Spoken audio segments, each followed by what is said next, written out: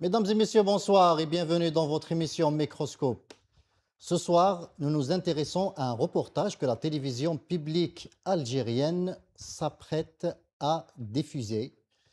Une révélation qu'elle présente comme majeure concernant les élections législatives du 3 juillet dernier. Selon la bande-annonce, un groupe composé de militants du MAC, une organisation classée d'ailleurs comme terroriste par les autorités algériennes, et d'autres Marocains auraient tenté de saboter le scrutin. Dans cette émission, nous ne chercherons pas à confirmer ou infirmer des faits qui n'ont pas encore été rendus publics dans leur intégralité, dans la transparence.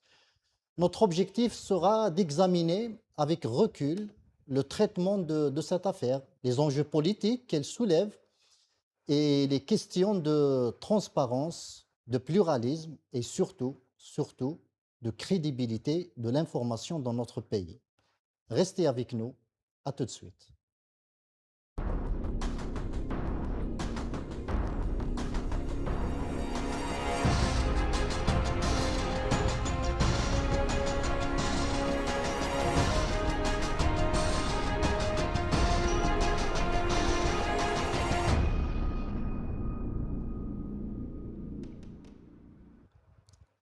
Pour en parler ce soir avec moi sur le plateau, Monsieur Djemel Gessoum, chercheur en sciences sociales. Djemel, bonsoir.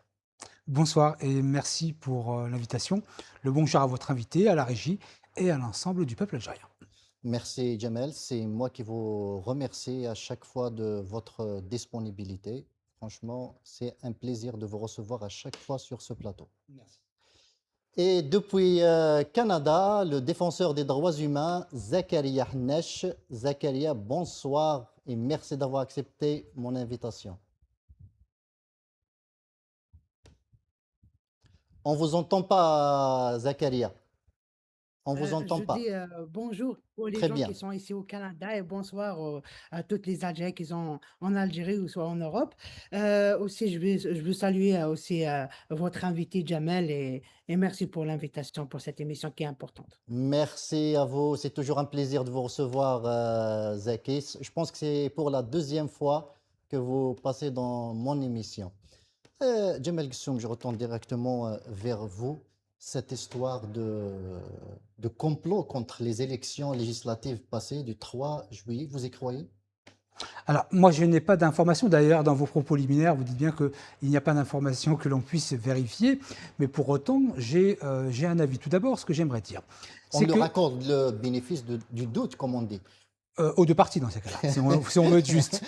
En fait, moi, ce que je pense, c'est que, de toute façon, les autorités s'appuient sur un élément juridique, qui est, vous l'avez rappelé, le Haut Conseil de sécurité de novembre ou mai 2021, qui avait déclaré cette organisation comme étant terroriste.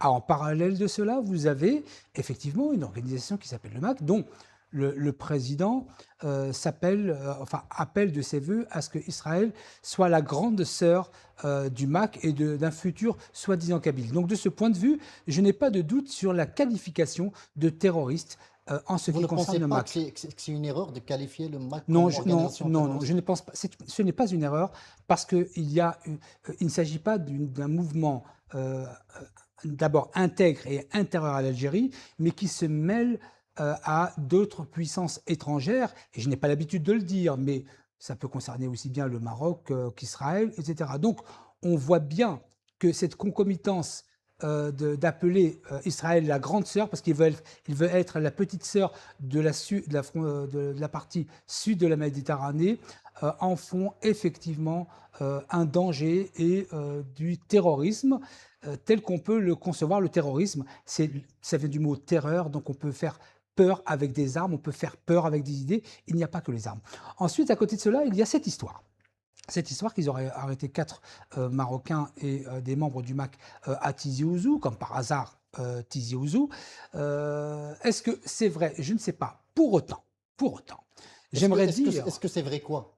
est-ce qu'il est vrai que 4 Marocains ont effectivement été arrêtés à Tizi Ouzou en compagnie d'éléments du MAC pour, je dirais, faire exploser la question du vote législatif. Selon les informations que j'ai, moi, Mhm, il y a des Marocains mhm, qui travaillent dans un chantier de bâtiment à mhm, Tizi Ouzou mhm, et qui fréquentent la population de Tizi Ouzou. mhm, C'est-à-dire, ça, je le sais. mhm. Mais les détails, je Voilà, vous les pose la détails, nous ne question. les avons pas. Pour autant, j'ai juste envie de dire une chose. Je dirais aux autorités algériennes, vous n'avez pas besoin d'une organisation terroriste et 4 Marocains pour mettre à mal les élections législatives. Il n'y avait pas besoin d'eux. J'ai envie de dire aux autorités algériennes, vous avez fait le travail vous-même durant toute cette élection en nommant des politiques français. Je rappelle quand même que le président de l'ANI, M. Khelfan, a nommé coordinateur à Paris-Île-de-France un élu politique français élu par le peuple français. Donc y avait-il réellement besoin? Il n'y a aucune loi qui l'interdit, hein. Si, il y a une loi qui l'interdit, monsieur, il faut être juriste pour cela. Il faut être juriste pour cela. L'article de la Constitution qui est réservé à l'ANI, il y a un article qui est sur le chapitre de l'ANI qui dit clairement que, un, le président de la République nomme le président de l'ANI et ses membres, hein. L'article qui est juste après dit que j'invite tout le monde à le faire, qu'il tape chapitre ANI Constitution, et ils vont lire mot pour mot ce que je suis en train de dire. Et cet article dit qu'aucun membre ne peut être membre d'un parti politique. Je ne parle même pas d'étrangers, d'un parti politique. Or, cet élu de la République française, qui à 9 h du matin porte l'écharpe bleu, blanc, rouge et signe des papiers au nom de la République française, et qui à 10 h du matin s'assoit au consulat d'Algérie à Paris et qui signe en arabe des décisions de refus pour des élections, qu'est-ce que ça veut dire? Ce monsieur fait partie d'un parti politique, mais Dans votre dossier. dont le mien, mais beaucoup, hein, 100 et quelques ou 90 en France. Comment peut-on concevoir qu'un un homme politique élu par la République française, il n'y a pas 40 ans, hein, il a été élu en mars dernier, puisse être celui qui va gérer l'élection législative algérienne? Vous pensez qu'il a agi de son propre gré? Non, pour être très précis, parce qu'il faut être précis et transparent. Cette personne avait été chargée d'organiser le système informatique pour les élections. Il n'était pas question de le nommer comme étant responsable de l'ANI. Ensuite, il a été nommé par Alger responsable de l'ANI. Lorsque j'ai fait la diffusion d'une vidéo en disant c'est inacceptable, je montre avec les preuves. Ah, il n'y a pas de discussion possible à avoir avec ça. Le lendemain soir, il est démis de ses fonctions. Y avait-il besoin que j'en parle moi, simple Algérien, pour qu'il soit démis de ses fonctions? Donc, pour revenir au sujet principal, les autorités algériennes n'avaient pas besoin du MAC, ils n'avaient pas besoin des 4 Marocains pour mettre à mal l'élection législative, ils l'ont fait eux-mêmes, hein. À partir de là, ce n'est que sommaire ce que peuvent faire le MAC ou les 4 Marocains. Toujours est-il que je confirme que le MAC est une organisation terroriste, c'est clair et net, elle a été déclarée en même temps que Rachad lors du Haut Conseil de sécurité. Ce sont des partis Ça extrémistes qui reste votre s'accoquinent. avis, hein. Non, non, non, non, non, non, c'est pas mon avis. C'est l'avis des Algériens. Quand un président d'un soi-disant parti séparatiste appelle Israël sa grande sœur et qu'il devrait s'allier pour prendre un bout de terre en Algérie, ce n'est pas mon avis, c'est son avis à lui. Donc je le renvoie à son avis. De toute façon, ce que je dis est tout à fait vérifiable. De ce point de vue, je me mets du côté des autorités algériennes. Mais sur la question d'avoir failli ou alors d'avoir tenté de mettre à mal l'élection législative, je dis aux autorités algériennes, vous avez fait le travail tout seul. Vous n'avez pas besoin du MAC et du Makhzen pour avoir saboté les élections. Vous avez fait le travail vous-même. Alors c'est un récit. C'est un récit. Il y a des gens qui viennent du Maroc et qui mènent des actions à Tizi Ouzou. C'est toujours Tizi Ouzou, rarement Bijaya. Vous voyez? Mais c'est toujours Tizi Ouzou parce qu'on sait que nos frères sont rebelles, etc. Et d'ailleurs, je rappelle pour l'histoire que 22 colonels qui sont morts Tout pour à fait. l'Algérie sont kabyles. Vous voyez? Tout à Donc fait. qu'on ne taxe pas la Kabylie, c'est ce mouvement terroriste qui est en train de mettre Tizi Ouzou et la Kabylie de manière générale en parallèle de la population algérienne. Il n'y a pas plus patriote, je le dis de la manière la plus claire, et les 22 colonels partent tout seuls pour dire que les gens de Tizi Ouzou, Bija et Qbaïl en général ont été le fer de lance de la révolution algérienne. Ça, il faut ne jamais l'oublier.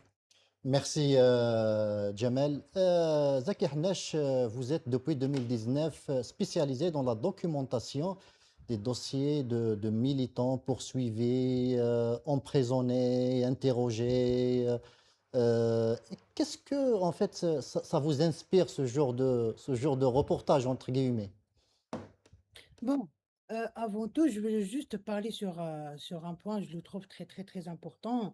Ce que, Jamel a dit que il a parlé de Mac, il a parlé sur leurs déclarations, soit de Farhat Mahni ou des cadres ou des ministres, soi-disant des ministres du MAC qui sont des pro-sionistes et qui soutient, le régime israélien et tout. Bon, pour juste avant de dire que, je suis moi aussi au Québec, je suis toujours actif, pour, pour cesser le feu et pour arrêter les génocides à Gaza. Même il y avait plusieurs actions ici à la ville ou pour le gouvernement canadien ou québécois pour arrêter l'alliance entre le Québec ou le Canada avec Israël. Nous sommes tous le génocide, on est toujours solidaires avec le peuple palestinien, mais je veux dire, de dire que le MAC est une organisation terroriste parce que les déclarations de leur chef, ils sont solidaires avec Israël ou de pro-sionistes, ça c'est une très très très grave erreur. Premièrement, quand on parle, la première chose, la question à poser, c'est quoi vraiment le terrorisme? C'est quoi la définition du terrorisme? Dans le droit international, comment le droit international a défini le terrorisme? Comment on peut dire seulement que le MAC a fait une déclaration pareille qu'on considère comme organisation terroriste? Les gens qui ont été poursuivis de terrorisme qui sont actuellement en prison pour l'article 87 bis, qui ont été accusés d'être militants du MAC, qui sont même pas du militant du MAC. Moi, personnellement, j'ai deux dossiers en tant que parti du MAC. J'ai aucun lien avec le MAC, je refuse de considérer le MAC comme une organisation terroriste. Ne sont pas d'accord avec eux, tu as le droit. Tu es contre le revendication, tu as le droit. Mais dire comme ça, parce qu'ils ont dit ça, ça veut dire que c'est des terroristes, ça c'est très grave, je trouve ça, Tout à c'est fait. une forme de donner, c'est comme de formaliser la propagande de pouvoir. Je m'excuse, j'attaque pas Jamel, mais juste, je parle, j'ai ouvert un guillemet sur ça. En revenant sur le reportage, moi je vois que malheureusement c'est une propagande de bas de classe, de mauvais scénarios, d'une mauvaise réalisation, parce que on a vu déjà ça. Hein, je vous rappelle le Dahdouh en 2020 et en 2021 qu'ils ont ramené des gens. Il a parlé qu'il était de Rachid après en 2021. C'est exactement la même chose. Ils ont ramené des gens qui vendent des feux de chasse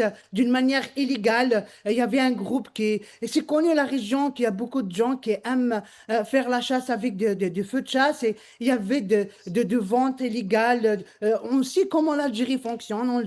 On sait très bien que le marché parallèle est puissant dans tous les domaines. Il y avait un marché parallèle. Voilà, les images, c'est des feux de chasse, des gens qui aiment faire la chasse dehors, mais en tant que la propagande de très mauvaise qualité, de très mauvais scénarios et de très mauvaises réalisations, c'est toujours, ils ont ramené des gens qui ont été poursuivis pour d'autres affaires, pour la vente d'armes, armes à chasse d'une manière illégale. Ils l'ont mis dans un dossier de terroristes. Après, ils ont ramené des Marocains. On sait, il y avait des Marocains qui travaillent.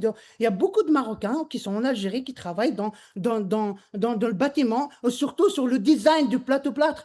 Parce que les Marocains sont très, très forts sur le design du plâtre. Et il y a beaucoup, en Algérie, partout, un peu partout en Algérie qui travaillent, qui sont forts dans le design. Et moi, personnellement, je connais pas. J'ai travaillé déjà quand j'étais jeune.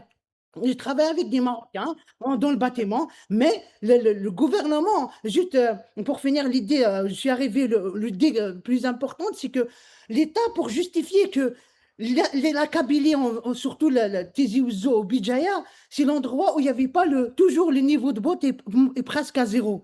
Et pour justifier dire que oh, c'est pas les Kabyles, c'est pas le peuple kabyle qui ne vote pas, mais c'est le MAC. Voilà, c'est le MAC, c'est des terroristes qui ont fait ça, c'est pour ça. J'ai une justification d'un échec avec une propagande de mauvais scénario, de mauvaise qualité là. Merci, Zaki Harnech. Vous voulez rajouter quelque chose? Oui, je voulais rajouter quelque chose sur la définition du terrorisme.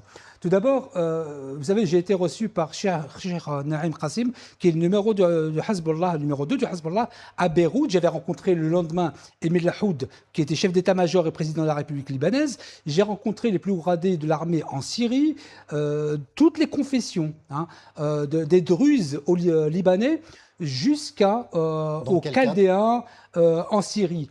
Et je m'étais aussi rendu en Irak. Et donc la question du terrorisme, elle m'interroge et évidemment que elle me fait faire une définition. Qu'est-ce que le terrorisme? C'est un acte politique par lequel on fixe des objectifs que l'on atteint avec la peur. Après, il n'y a pas une définition universelle du terrorisme, C'est la hein. mienne. C'est ma définition, que chacun prenne ou la réfute.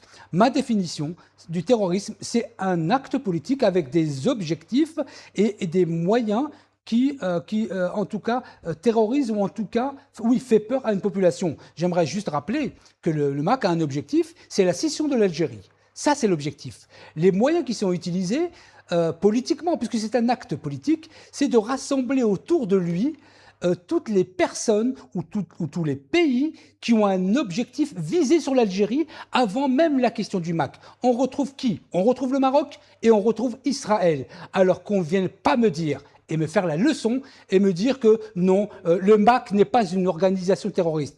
Monsieur Zaki, si je peux me permettre, dans le discours que vous déroulez. Vous ne pensez pas que l'État Non, algérien je termine. a les Monsieur Zaki, moyens non, de non, non. neutraliser ce Non, mouvement Monsieur sans le Zaki, classer non, non, terroriste? je réponds à Monsieur Zaki, beaucoup l'ihtiram. Moi, je ne le connais pas. Mais juste pour lui dire que dans le discours que vous tenez, vous semblez dire que non, non, ce sont de simples plâtriers, parce que c'est vrai qu'ils sont connus pour cela, et donc ce sont de simples plâtriers, ils n'ont rien, etc. Je vous demande, Monsieur Zaki, qu'est-ce que vous connaissez du dossier pour réfuter le récit, même s'il est faux, des autorités algériennes. Donc, vous avez une position extrême de la même manière que les autorités algériennes ont une position extrême. Vous êtes dans l'extrême tous les deux. Je vous renvoie à dos tous les deux, un pour faire un récit dont il n'y a pas besoin, et j'ai expliqué pourquoi il n'y a pas besoin de dire qu'une organisation a affaibli les élections législatives, et je vous renvoie, Monsieur Zaki, au fait que vous semblez laver complètement le MAC, alors que vous ne connaissez pas non plus cette affaire. Je pense qu'il faut être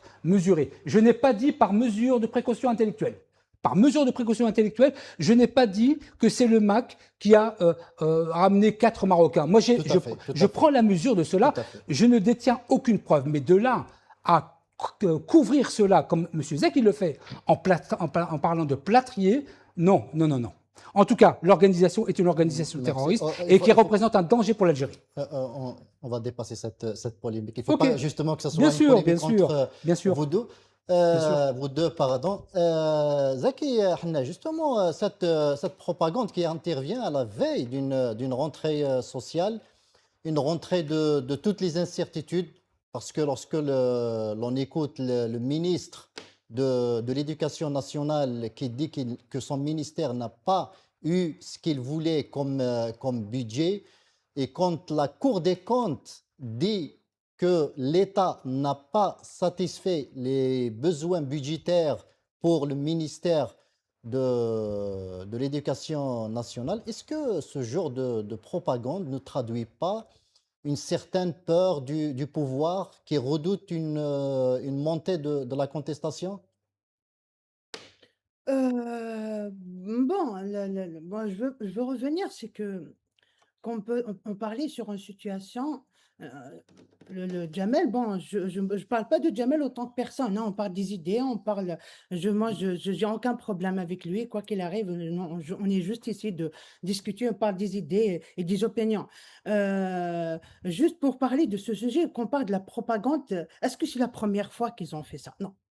J'ai donné des dates précises, j'ai donné même des exemples. J'ai donné en 2020, il y avait Dahdouhia. 2021, c'est exactement le même dossier. Juste dans ce dossier, il n'y avait pas des Marocains. C'est exactement, j'ai le dossier, je veux Jamel que je l'envoie, le dossier des gens que j'ai parlé en 2021, même les condamnations qu'ils ont, eux. Je peux je l'envoyer, il n'y a pas de problème. Il y avait 4 scénarios qui sont identiques avec le même ça. C'est pourquoi j'ai dit que c'est une propagande d'une mauvaise scénario et d'un bad class de réalisation. Parce que on a vu plusieurs dossiers de ça. Actuellement, en tant que quelqu'un qui est en train de documenter les violations des droits de l'homme, et j'ai plusieurs dossiers et j'ai plusieurs jugements concernant ça. Combien de dossiers du MAC, combien depuis 2021, depuis mai 2021, ils ont mis en tant que MAC et Rachid comme des organisations terroristes. Les gens qui ont été condamnés par le terrorisme, on parle des gens qui ont été considérés comme des MAC et ils ont été condamnés ou actuellement sont poursuivis à cause de cet article 87 bis disons qui sont du MAC là. Bon, premièrement, laisse-nous, parce que la majorité ne sont même pas du MAC. Il y a des gens qui n'ont aucune relation avec le MAC. On revient sur le meurtre de Jamal Ben Smaïl, Allah yarhamou. Jamal Ben Smaïl, ils ont salir leur martyr, ils ont salir même son dossier pour avoir la justice de Jamal Ben Smaïl. Ils ont ramené des gens qui n'ont rien à voir. Ils ont mis le Maroc à l'intérieur. Ils ont mis le MAC, donc le MAC qu'ils ont réalisé ça. Les gens de la région, tout le monde de la région sache que ça c'est faux. Tout le monde de la région, même le père de Jamal Ben Smaïl, sache que ce dossier est tellement infondé. Il y a des gens qui n'ont rien à voir. Ils disent ah c'est le MAC qui a fait le tuer à Jamal Ben Smaïl, ils ont lâché. Oui, on condamne. Je demande la justice pour le martyr Jamal Ben Smaïl, mais je condamne aussi la manipulation et la propagande de mauvaise qualité du pouvoir algérien. Et c'est ça ce que je suis en train de dire. Voir devant toi, est-ce que c'est des feux de chasse? Parce que je parle de ça, parce que j'ai deux dossiers qui étaient avant ça. Il y avait des gens qui témoignaient qui sont très connus dans la région, qui sont des vendeurs illégaux de feux de chasse, ça n'a rien à voir. Même nous avons des informations avant, j'en suis en train, parce que pour protéger mes sources, j'ai cherché sur ça, ils m'ont dit c'est des gens qui vendent du feu de chasse d'une manière illégale. C'est ça l'information que j'ai. Ils n'ont rien à voir, ni du MAC, c'est des gens de business qui cherchent de l'argent, c'est leur boulot, mais autant qu'ils ont été arrêtés. Pour ça, c'est une information officielle. Ils ont été arrêtés pour de vente de feu et d'une manière illégale. Ils ont trouvé dans un dossier plus gros qu'eux, ils ont un dossier de terrorisme, ils ont été, mais en tant que des agents du MAC, ils ont ramené 4 personnes qu'ils ne connaissent même pas. C'est des Marocains, disant que voilà, le Maroc a envoyé 4 Marocains pour faire manipuler le peuple pour ne pas voter. Mais avant cela, depuis des années, est-ce que vraiment les gens à Tizi Ouzou votent? On va poser la question. Pour combien l'année dernière, les votes qui sont passés avant? Le pourcentage des citoyens à Tizi Ouzou, combien de pourcentage qu'ils ont voté vraiment? Moi, ce que je dis, pourquoi ils ont fait cette propagande, cette sketch, j'ai pas trouvé le mot à dire. Oui, mais Zaki, ah non, c'est pas les Kabyles qui font ça, c'est les MAC. Voilà, c'est ça. Zaki Hnaj, après l'abstention, c'est tout le peuple algérien, cette fois, qui a tourné le dos aux élections. Il y a environ 80% du corps électoral qui se sont abstenus. Djemal Ghessoum, pourquoi on met le Maroc dans toutes nos affaires, en fait? À chaque fois que ça ne va pas, c'est le Maroc. À chaque fois que ça ne va pas, c'est le Maroc. À chaque fois que ça ne va pas, c'est le Maroc. Pourquoi? Non, écoutez, quand le Maroc... Ils sont assez forts, les Marocains. Non, disons que au Maroc, ils ont, je dirais, entre parenthèses, une qualité de lobbying à travers le champ international qui peut faire mal. Et c'est ce que l'Algérie n'a pas, d'un point de vue du lobbying. Et donc, ça n'est pas la force du Maroc par elle-même. Le lobbying du Maroc s'est constitué à travers sa diaspora en Europe. À travers sa diaspora. Et l'Algérie déteste sa diaspora. Je ne peux pas dire qu'elle la déteste, en tout cas, elle ne l'affectionne pas, ça c'est sûr. Vous voyez, j'essaie de rester nuancé. Il ne l'associe pas. Non, il ne l'associe pas. D'abord, il ne l'associe pas, mais pour en revenir sur le Maroc, moi je prends le Maroc comme un exemple, hein. C'est que le Maroc a la capacité de faire du lobbying dans toutes les grandes institutions, que ce soit les commissions européennes, que ce soit l'ONU, que ce soit en Suisse. Et donc, en fait, ils mettent le paquet en termes de moyens sur le lobbying, mais également à travers sa diaspora. Et on voit que l'Algérie n'est pas dans ce schéma-là. L'Algérie, dans le champ diplomatique, elle est dans une relation unipersonnelle, c'est-à-dire que vous entendrez toujours l'Algérie, d'un coup, a de très bonnes relations avec l'Italie. Ensuite, c'est avec l'Espagne. Ensuite, c'est avec l'Allemagne. Mais on voit bien... Ensuite, il coupe les relations. Un couple de relations, mais l'Algérie, diplomatiquement, n'a pas une capacité à avoir des relations, je dirais, globales avec l'ensemble des pays du monde qui représentent un intérêt. Voilà un peu la problématique de l'Algérie. Mais je dis clairement que la diaspora algérienne en France, particulièrement, c'est la plus nombreuse. Si on pose la question de ce que l'Algérie fait pour la diaspora en France, je pense qu'au Canada, c'est peut-être la même chose. Un C'est vrai.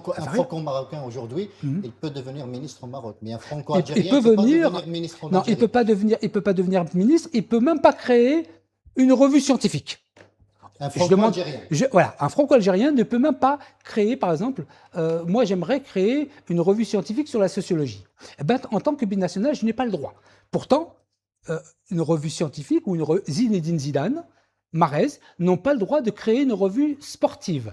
Donc, comment voulez-vous que l'Algérie s'appuie sur une arme de destruction massive politique qui est sa diaspora, que ce soit au Canada, je crois savoir qu'ils sont 150 000, je ne suis pas sûr du chiffre, mais on est quand même presque 6 millions en France, que si l'Algérie s'appuyait sur sa diaspora, je peux vous assurer qu'elle dicterait non seulement en France les élections municipales pour être juste maire, je ne parle pas de président, président du conseil départemental, régional, elle dicterait la leçon. Mais l'Algérie politique, et je le dis au président de la République, c'est une erreur grave que vous faites en mettant la diaspora de côté. Je ne retiens pas les déclarations d'amour. Moi, je ne crois pas aux déclarations d'amour. Moi, je ne crois qu'aux preuves d'amour, pas aux déclarations d'amour. Donc, Aux actes. on peut dire je vous aime, hein, mais qu'est-ce que je fais pour vous montrer que je vous aime? Donc, je dis au président de la République, pour l'instant, vous ne nous aimez pas. Vous dites que vous nous aimez, mais dans les faits, moi, je veux créer une revue scientifique. Mon cousin, Habab El-Gassem, qui est aux États-Unis, n'a pas le droit de siéger au Conseil supérieur de la recherche scientifique en Algérie. En Algérie. Et on voudrait, en tout cas, nous dire que pourquoi est-ce qu'on attaque le Maroc? Mais le Maroc, lui, il défend ses intérêts. Tout à fait. Moi, je le respecte. Hein. Il défend ses intérêts contre celui de son peuple. Mais ça, c'est une question de politique intérieure. Je ne rentre pas là-dedans. Mais Tout à fait. ils mettent les moyens pour atteindre leur objectif. Moi, j'attends des autorités algériennes qu'elles le fassent, mais pas que par déclaration d'amour, que par preuve d'amour, mais pas des déclarations. Très bien. Revenons à ce reportage. Vous pensez que c'est une propagande d'État ou c'est juste de la communication Alors, institutionnelle? tous les pays du monde font de la propagande. En France, on en fait. Aux États-Unis, on en fait. Partout Pas dans de le cette monde. manière. Ah si, ça c'est déjà vu. Peut-être pas filmé comme ça, aussi bien, bien cadré, mais je peux vous assurer que je ne suis pas en train de laver les autorités algériennes. Je dis que la propagande existe dans tous les pays du monde. Vous Et savez, vous savez de quoi on parle? On oui, parle d'un complot oui, on parle bien d'un complot. Mais par exemple, vous dites pour saboter les élections pour saboter les législatives. élections, et je dis ils n'avaient pas besoin de le faire. Ils n'avaient pas besoin, ils l'ont saboté tout seuls. خدموا وحدهم. Il n'y avait pas besoin ni du MAC, ni des 4 Marocains. Vous vous dites, par exemple, en France, vous avez un compte TikTok Free Palestine, vous vous retrouvez en prison. Je suis né en France, on ne va pas me donner la leçon de ce que c'est que la politique française. Donc je dis que l'Algérie n'est pas le berceau de démocratie, très loin de là. La France n'est plus le berceau de démocratie, les États-Unis encore pire. La propagande, c'est dans tous les pays, mais je dis juste aux autorités algériennes, ديروا لنا scénario مليح. Exactement. هذاك ما كان. Tout à fait. Vous pensez que la population y croit?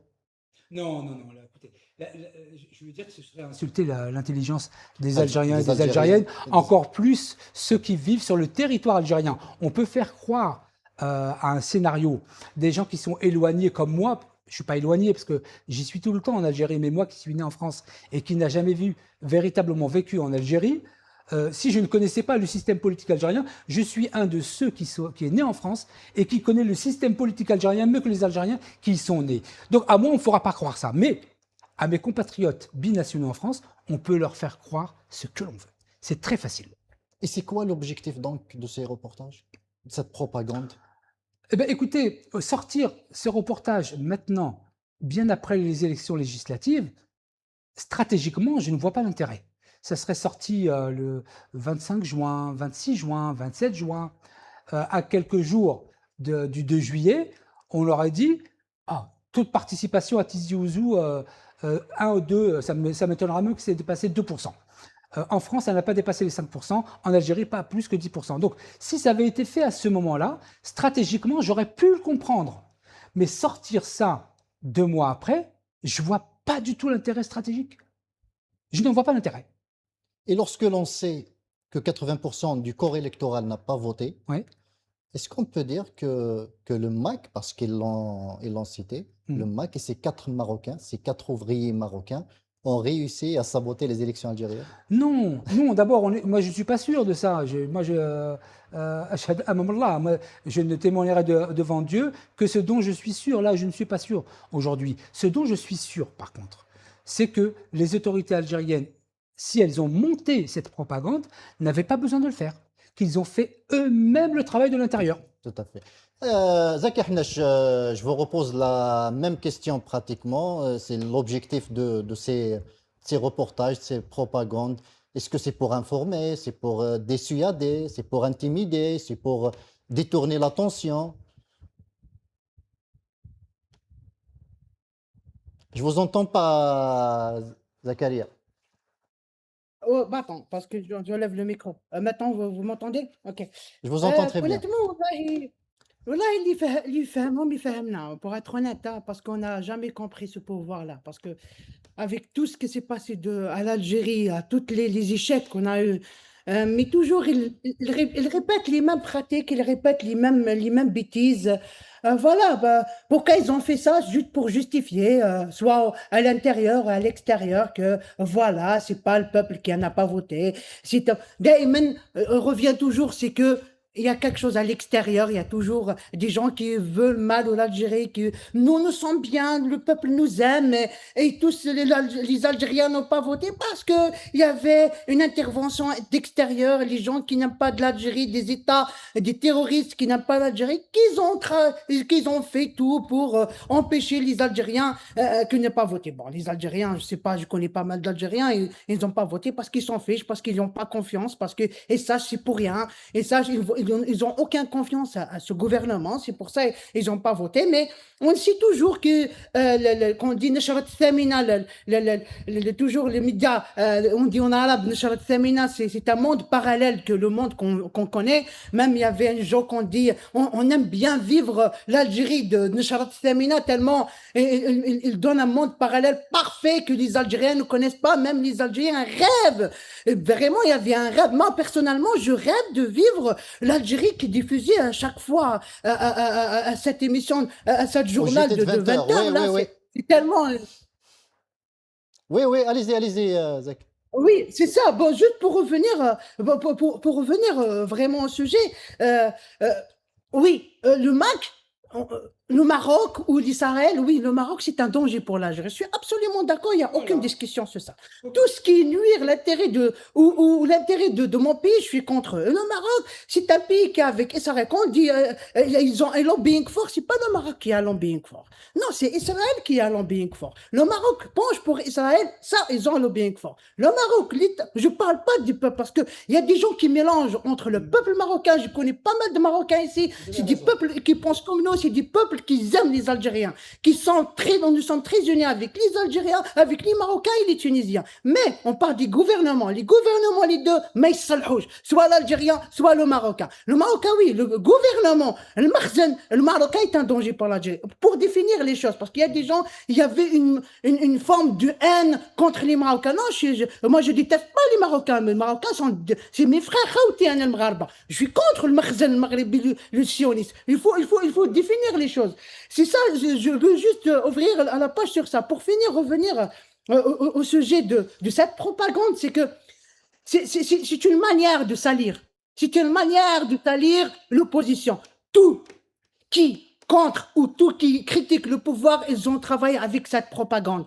Tout qui est contre le système, tout qui critique le système, c'est un terroriste. Après, il dit tout ça à Israël. Ah, c'est le Marc. Après, tu dis non, t'es sérieux. Ah, toi, tu travailles pour les sionistes. Ça veut dire toi, terroriste. C'est ça l'objectif du gouvernement. C'est de lier tout qui est opposition, tout qui critique, tout qui veulent l'intérêt de l'Algérie, qui ne pensent pas comme eux, qui est contre le désastre qu'ils sont en train de vivre les Algériens. Il y avait un désastre dans tous les domaines, économiques, social, partout. Il y a un désastre partout. Mais pour eux, ils veulent mettre une certaine doctrine dans la tête des Algériens, disant que voilà, tout qui est opposé à nous, tout qui ne pense pas comme nous, tout qui est contre notre feuille de route, elle est terroriste. Elle est manipulée par l'extérieur. Elle est manipulée par Israël. Elle est manipulée par la France. Et on connaît toute l'histoire et la cassette qui se répète depuis des années. Et ça n'a rien à changer. Merci, Zaki, restez avec nous. Vous voulez rajouter quelque chose, peut-être? Oui, je voulais rajouter une chose, parce que c'est mon domaine, pour le coup, tout ce qui est prévention du terrorisme et de la radicalisation. Là, aujourd'hui, il y a peut-être une propagande, peut-être, je ne sais pas. Par contre, je voudrais vous donner une information qui serait du même ordre, mais par contre, celle-là est vraie. Si vous vous souvenez, il y a à peu près 2 ans, l'Algérie avait sorti un reportage sur un jeune qui était en Syrie et qui voulait être récupéré par les services français. Tout à fait. Et qui avait été filmé pas loin de la Grande Poste. Cette histoire qui a été sortie par l'Algérie est une histoire vraie. Et c'est une histoire vraie qui avait été pilotée du côté des services français, mais je vais vous donner plus de détails. Donc là, les autorités algériennes n'ont pas fait de la propagande, c'est une vraie histoire. Cette personne, ce Français, qui avait été à la rencontre de ce jeune et il avait envoyé à Hussein Daïr Harrach, Bablouet, était en fait suivi par une personne qui faisait partie d'une association française qui s'appelle Artemis. Notez bien le nom, Artemis. Cette association est financée par l'État français pour lutter contre la radicalisation. Cette association Artemis est chapeautée par une très grande association qui s'appelle le groupe SOS. Retenez bien ce nom et vous le retrouverez très facilement. Le groupe SOS s'occupe de tout ce qui est éducatif en France. Son président, c'est 1,5 milliard d'euros de chiffre d'affaires par an, est un bon ami d'Emmanuel Macron. Donc, on voit le lien entre Emmanuel Macron, le président de groupe SOS, de l'association Artemis, qui est, je crois, dans Paris, dans le 17e, et cette association spécialisée dans la prévention de la radicalisation. C'est dans ce cadre-là que l'agent de cette association avait été mis en contact avec ce jeune qui était en Syrie, qui s'est déplacé en Turquie, et la France voulait le récupérer à Istanbul. Et ensuite, les services de renseignement algériens l'ont récupéré et l'ont amené à Alger. Cette affaire, monsieur, c'est une vraie histoire. Et là, ça n'est pas de la propagande. Peut-être que cette histoire de Mac, pour moi, c'est une histoire à 2 balles. Il y avait pas, je vous dis, il n'y avait pas besoin de ça pour dire qu'il n'y a pas eu d'élection, il y a eu du trucage. C'est pas une élection. Mais lorsqu'il y a une histoire, sur cette affaire, c'est une histoire vraie. Lorsqu'il y a une histoire vraie sur 100 histoires fausses, est-ce que la population peut y croire? Mon travail à moi, c'est d'être juste et d'équilibrer. Quand je ne sais pas, je dis je ne sais pas, et je ne sais pas pour cette affaire du MAC, est-ce que c'est vrai ou pas? Je ne sais pas. Mais est-ce qu'ils ont le droit justement d'exposer ce que ces Marocains, ces militants du MAC, les exposer comme des trophées, comme des bêtes de foire? Les Américains font cela à Guantanamo. C'est pas bien, mais les Américains le font. Les Chiliens le font. Donc c'est une pratique que moi je n'aime pas. Que je n'aime pas parce que il faut rester dans un cadre sécuritaire, d'information, de renseignement et de sécurité. Il faut rester dans ce cadre. Voilà. Mais en tout cas, je vous dis, l'histoire de ce jeune qui voulait être récupéré, c'est une histoire vraie. Très bien. Est-ce que vous pensez que le terrorisme y est encore en Algérie? Alors, comme le disait un général, je ne vais pas dire lequel, le terrorisme, je pense qu'il y a beaucoup de gens qui vont la reconnaître, ça ne vient pas de moi, le terrorisme est vaincu, mais le fakra, elle n'est pas en repartie, elle est en train d'augmenter de jour en jour. La pensée terroriste est toujours aussi présente en Algérie et elle augmente de plus en plus. Le terrorisme opérationnel, nous l'avons gagné. Mais le terrorisme dans la pensée, d'abord, même dans les années de la décennie noire, nous ne l'avions pas gagné. Il y a eu un concordat, un accord. Mais la pensée terroriste, elle est toujours présente. Elle représente un danger aussi important qu'en 91. Qu'est-ce qui vous fait dire que la pensée terroriste est toujours dans la société algérienne? Parce que lorsque, dans sa population, on crée des scissions, c'est-à-dire on crée des couches sociales, qui vont, comme dans tout pays du monde d'ailleurs, ça a été le cas en France pour la Syrie, quand on crée des couches couche sociale que l'on laisse à des partis politiques ou des organisations qui vont, eux, faire un travail social, ça les attire. Et donc, ça va attirer de plus en plus de monde. Ça a été la même chose en France, et j'avais été en Syrie, d'ailleurs, à Damas et à Maaloula, et j'avais rencontré des jeunes terroristes français. Et en France, ils ont pratiqué de la même manière, c'est-à-dire que les terroristes ont été dans les quartiers les plus difficiles avec des gens qui avaient plus de repères, et ils leur ont proposé la création d'un État islamiste. C'est-à-dire que, en fait, on proposait à ces jeunes de faire partie d'une élite dans laquelle sociologiquement ils allaient se retrouver. En Algérie, Très bien. Je cela sais se fait de pas, la même manière. je vais tenter de poser la question. Mm, Je ne sais pas est-ce que vous avez fait des études sur l'Algérie ou pas. mm, Vous vous présentez comme sociologue. mm. Est-ce que vous pensez que la radicalisation, justement, vient des conditions de vie des gens? À la base, oui, elle vient des conditions de vie des gens de couches sociales basses, mais ensuite on s'aperçoit, je me suis aperçu dans le monde entier, que cette situation montait jusqu'à des chercheurs, jusqu'à des professeurs d'université. On a vu ça avec la Harraga. Rappelez-vous, la Harraga, c'était des jeunes qui étaient Tout à fait. perdus. Maintenant, vous retrouvez des chercheurs, des médecins qui partent d'Algérie. Ben, la question de la radicalisation, nous avons une chance en Algérie. Nous avons une grande chance en Algérie. C'est que la culture islamique, nous en sommes imprégnés fondamentalement. Et c'est ce qui fait un peu filtre. Par exemple, j'ai les chiffres exacts que le ministre de la Justice syrien m'avait donnés. En Syrie, sur les 3 pays du Maghreb, le premier pays en termes de nombre, c'est la Tunisie, le plus petit. Le deuxième, c'était le Maroc. Mais l'Algérie représentait un nombre très peu. Nous avons cette chance en Algérie d'avoir une culture islamique qui nous permet de ne pas tomber aussi facilement dans l'engrenage islamiste. Tout à fait. Est-ce que vous pensez les conditions de vie des Algériens aujourd'hui, des plus défavorisés, favorisent justement la pensée terroriste, comme vous le dites? Oui, elle peut favoriser la pensée terroriste au même titre que elle va favoriser la délinquance, qui est aussi une route vers le terrorisme. N'oublions pas que la route vers les prisons, c'est une première route. On le constate en Europe, surtout en France. J'ai travaillé en prison pendant 12-13 ans en France. Et on constate que la prison devient pratiquement une école, non seulement de la délinquance, c'est-à-dire que vous rentrez pour un vol de portable, quand vous ressortez, vous allez braquer une banque. Vous voyez, c'est une école de la criminalité, mais c'est aussi une école de la pensée islamiste. Et ça fait partie des voies et moyens pour aller vers un radicalisme totalitaire. Et je pense que cette voie n'est pas étudiée, mais alhamdoulilah, mais je dis aux autorités algériennes, ne vous endormez pas sur cette culture islamique qui nous préserve un peu de ce coussin, c'est-à-dire que Et vous ne pensez pas que le régime algérien y joue aussi avec? je n'espère pas. Je ne peux pas vous répondre.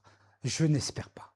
Maintenant, Merci Djemal Gissoum. Zaki Hnash, vous parlez, vous côtoyez quotidiennement les détenus politiques et d'opinion, notamment ceux qui ont été condamnés pour terrorisme, puisque l'article 87 bis du Code pénal distribue désormais le Code pénal algérien et distribue l'accusation de terrorisme comme on distribue des sandwichs.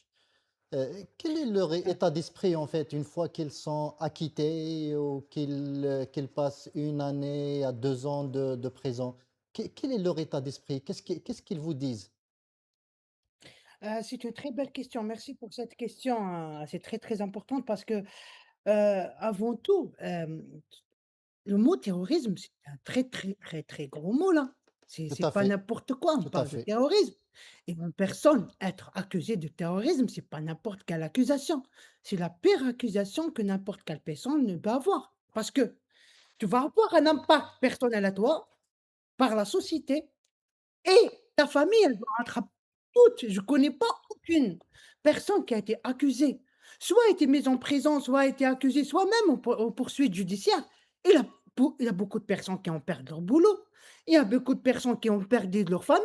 Il y a beaucoup de personnes qui ont perdu même le meilleur ami. Parce que personne ne va être avec un terroriste. Une personne ne va être s'asseoir dans un café, au marché, dans la route avec une personne qui était accusée de terrorisme, là. C'est pour ça, ça veut dire l'utilisation de cette accusation est très, très bien ciblée. Parce que pourquoi? Premièrement, pour isoler socialement les militants. Deuxièmement, pour discréditer les personnes. Parce qu'un militant qui comprend ça, à dire, à opposer, parce que l'opposition, c'est un droit. Le droit de l'homme, c'est un droit. Mais en Algérie, non. Nous avons avec nous un sociologue, il connaît très bien, il peut nous expliquer ça. C'est faire une étiquette, c'est très facile après de discréditer n'importe quelle personne. Mais des organismes, à l'achat des marques, des organisations terroristes, c'est très facile après de discréditer les personnes. Disons, ah, celui-là, c'est un terroriste, il partit un MAC. Malgré il ne partit pas. Mais c'est juste d'avoir été accusé de ça, il va perdre toute sa crédibilité devant le peuple. Et c'est ça le but du gouvernement. Tellement il est peur parce qu'on veut ou non. Le Hirak, il a réussi ou non. Mais le Hirak a imposé les premiers temps en 2019. Le pouvoir, Bouteflika, à cause du peuple algérien qui n'a pas été réélu. C'est à cause du peuple algérien qui a resté une année sans président. Et c'est pour ça le pouvoir, c'est à cause du peuple algérien qu'Ouihia actuellement en prison. Qui a dit que le général Tofek a été mis en prison? À cause de Hirak, à cause du peuple qui a sorti dehors. Et on dit au nom, on veut le nom, le pouvoir actuel, il y a un traumatisme, ça s'appelle le peuple. Il peur du peuple qui sort dehors. Tebboune aujourd'hui, il sait que si le peuple dort, et c'est pas peut-être son tour qu'il rentre en prison aujourd'hui. Chingriha aussi, il peur que si le peuple sort, il va avoir la place de Ouihia ou la place de Général Tofik. Qui a pensé un jour que le Général Tofik rentre en prison? Personne n'a pensé à ça. Mais il a rentré en prison. Actuellement, qui a pensé un jour qu'Ouihia, il reste plus de 8 ans en prison? Parce qu'il y avait un Hirak qui a tout changé. Malheureusement, ils ont resté au pouvoir. Malheureusement, la situation s'empire. Mais les pratiques qu'on voit, c'est les pratiques qui montrent une seule chose. Très Qui bien. sont toujours peur de peuple. Message reçu. Merci Zaki Hannesh. Toujours dans ces mêmes pratiques, nous allons écouter ensemble le ministre de la Justice algérienne, M. Rachid Tabi.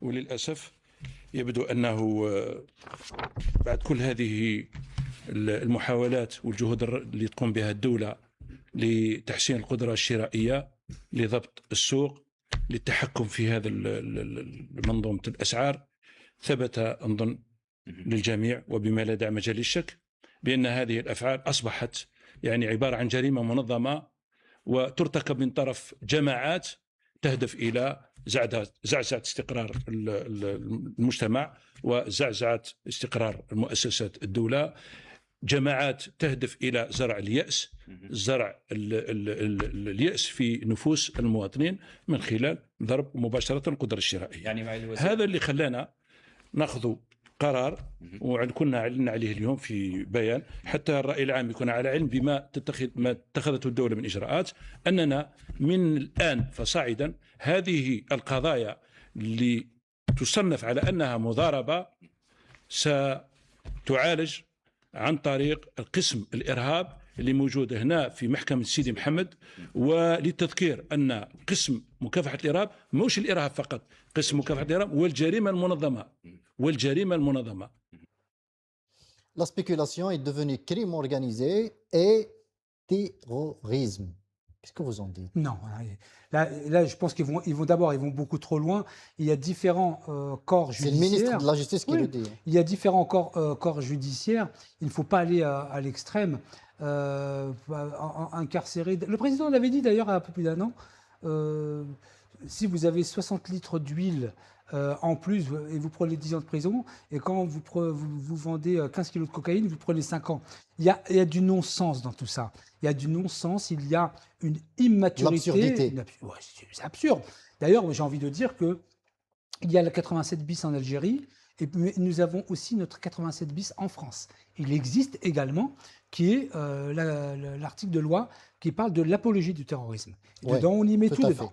Et donc, en fait, vous savez, et elle a été utilisée à mauvaise escient. Bien sûr, tous les États, tous les pouvoirs, en fait, ont souvent confondu deux notions qui s'opposent, mais qui ne se ressemblent pas, mais qui se prononcent de la même manière. Vous avez, par exemple, si vous n'êtes pas rigoureux dans votre travail, eh bien, vous allez devenir rigide.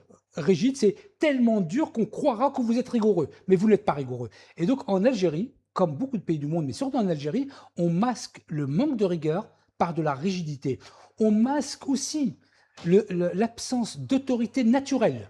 Autorité naturelle par autoritarisme. C'est-à-dire que l'autoritarisme, c'est dire ça va être comme ça et tu ne discutes pas.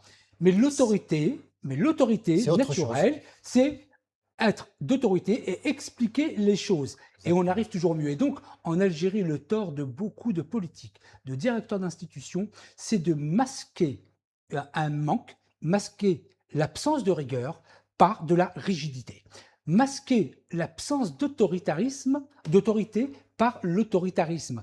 Et donc, quand vous avez un directeur, par exemple de Hajar, qui applique les consignes du ministre Ali Aoun à l'époque, sans distinction, sans rigueur, et qui donne du fer gratuitement à son ami de Nounou Mata, c'est un exemple que je donne, hein, eh bien, il a eu une absence de rigueur et il est en prison et il en paye le prix.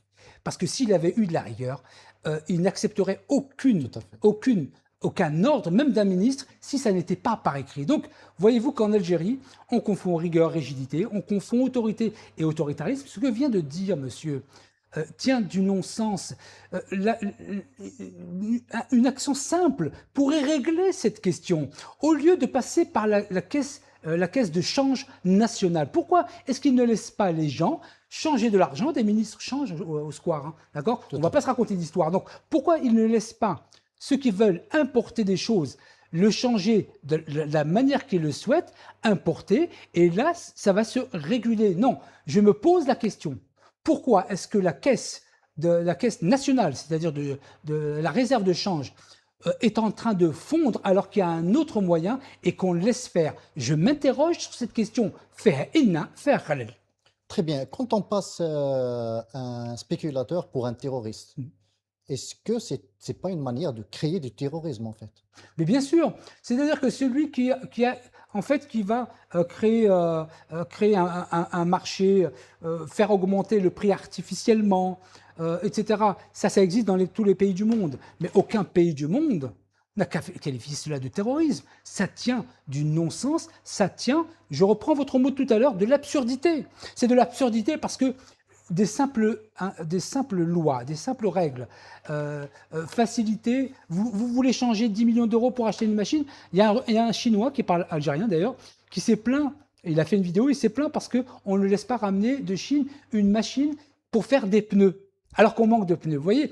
Donc, Ken Khalal, il y a quelque chose qui tient de la pure folie. Merci Jamal Gsoum, merci Zakaria Hannache. Chers téléspectateurs, chères téléspectatrices, nous arrivons à la fin de cette émission. Merci de nous avoir suivis. Je vous donne rendez-vous le lundi à la même heure, c'est-à-dire 21h de France et 20h d'Algérie. Merci encore.